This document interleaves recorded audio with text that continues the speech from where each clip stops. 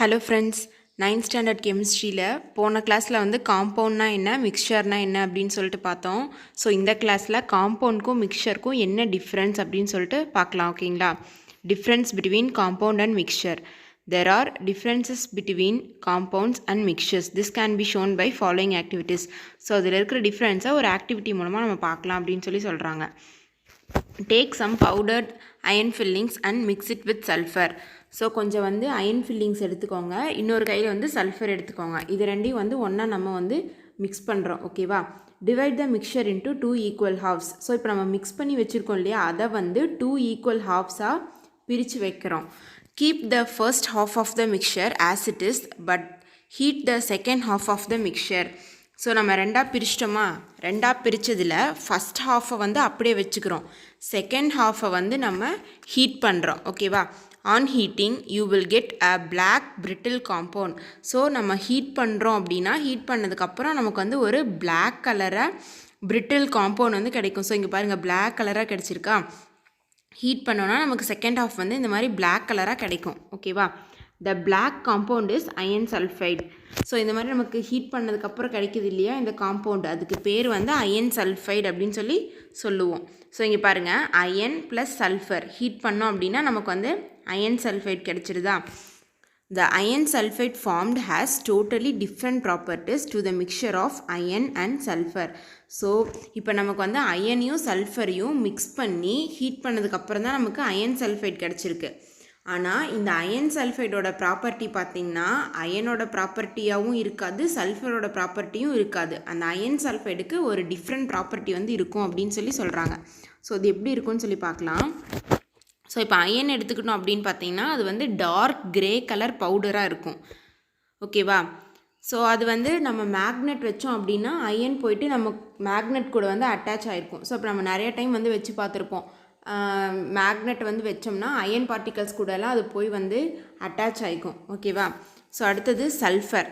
Sulphur வந்து பார்த்தோன்னா நமக்கு எல்லோ கலர் பவுடராக தெரியும், ஆனால் அது வந்து போயிட்டு மேக்னெட் கூட அட்ராக்ட் ஆகாது. ஓகேவா? இப்போ வந்து அயனையும் சல்ஃபரையும் நம்ம மிக்ஸ் பண்ணி வச்சுருந்தோமா, ஸோ அதோட ப்ராப்பர்ட்டி என்னன்னு பார்த்தீங்கன்னா அது வந்து டர்ட்டி எல்லோ கலர் பவுடராக தெரியும். ஸோ இங்கே பார்த்தீங்கன்னா தெரியுது பாருங்கள், ஒரு எல்லோவும் அந்த அயனும் மிக்ஸ் ஆன மாதிரி நமக்கு இங்கே தெரியுதா. இதுதான் வந்து அயன் அண்ட் சல்ஃபர், அதை மிக்ஸ் பண்ணி வச்சோம், அது வந்து நமக்கு இந்த மாதிரி தெரியும். ஓகேவா? ஸோ அடுத்தது அது வந்து மேக்னெட் கூட அட்ராக்ட் ஆகுமா அப்படின்னு பார்த்தோன்னா அதில் இருக்கிற அயன் பவுடர் மட்டும் போயிட்டு அட்ராக்ட் ஆகும், ஆனால் சல்ஃபர் வந்து அதில் அட்ராக்ட் ஆகாது. ஓகேவா? ஸோ அடுத்தது அயன் சல்ஃபைட். அயன் சல்ஃபைட் பார்த்தோன்னா அது எப்படி தெரியும்னா நமக்கு ஒரு பிளாக் கலர் சாலிட் மாதிரி தெரியும், ஆனால் அது வந்து மேக்னெட் கூட எந்த எஃபெக்ட்டுமே இருக்காது. ஸோ இப்போ பாருங்கள், அயன் வந்து அட்ராக்ட் ஆகும் அப்படின்னு சொல்லிட்டாங்க, சல்ஃபர் வந்து அட்ராக்ட் ஆகாது அப்படின்னு சொல்லிட்டாங்க. அயன் சல்ஃபைட் பார்த்திங்கன்னா அது எந்த எஃபெக்ட்டுமே இருக்காது. ஓகேவா? ஸோ அதே மாதிரி அயன் சல்ஃபைடோட அப்பியரன்ஸ் பார்த்தோம் அப்படின்னா அது அயன் மாதிரியும் கிடையாது, சல்ஃபர் மாதிரியும் கிடையாது. ஸோ அயன் சல்ஃபைடோட ப்ராப்பர்ட்டிஸ் வந்து டோட்டலாக டிஃப்ரெண்ட்டாக இருக்குது. ஓகேவா? ஸோ காம்பவுண்டோட ப்ராப்பர்ட்டி வந்து பார்த்தோன்னா அது எதுலேருந்து ஃபார்ம் ஆகுதோ அதோட ப்ராப்பர்ட்டி இல்லாமல் டிஃப்ரெண்ட்டாக இருக்கும் அப்படின்னு சொல்கிறாங்க. ஓகேங்களா? So next, from the above experiment we can summarise the major difference between mixture and compounds. So இந்த எக்ஸ்பெரிமெண்ட் வச்சு நம்ம டிஃப்ரென்ஸ் வந்து பார்க்கலாம் அப்படின்னு சொல்கிறாங்க.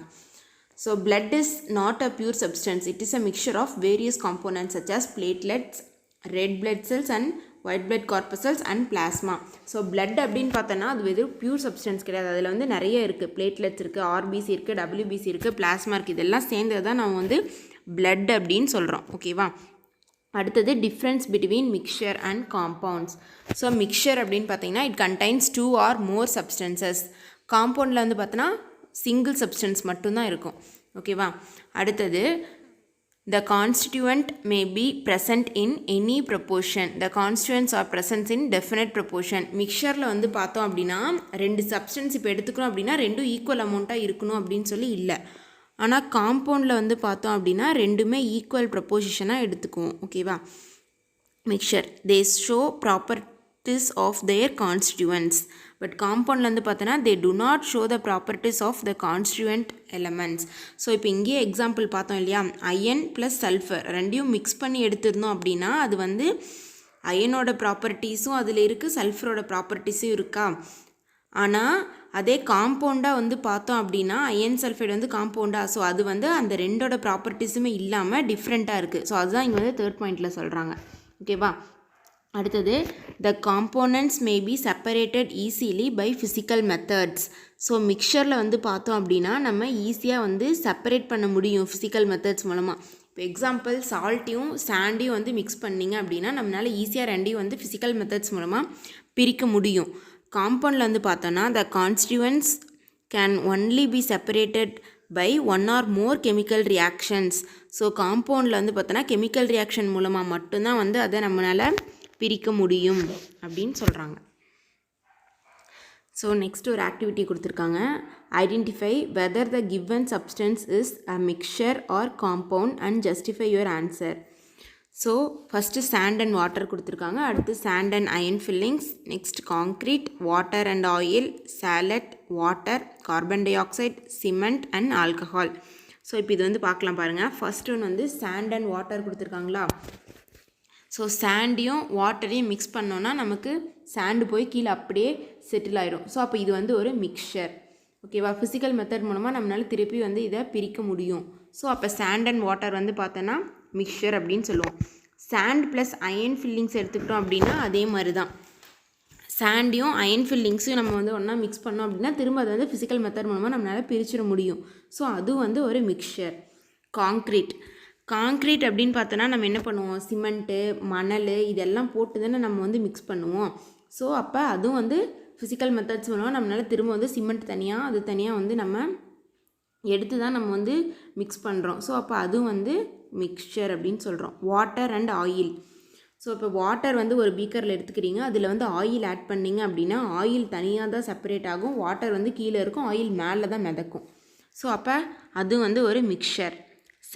சாலட் அப்படின்னா என்ன, நிறைய வெஜிடபிள்ஸ் வந்துட்டு இருக்குமா.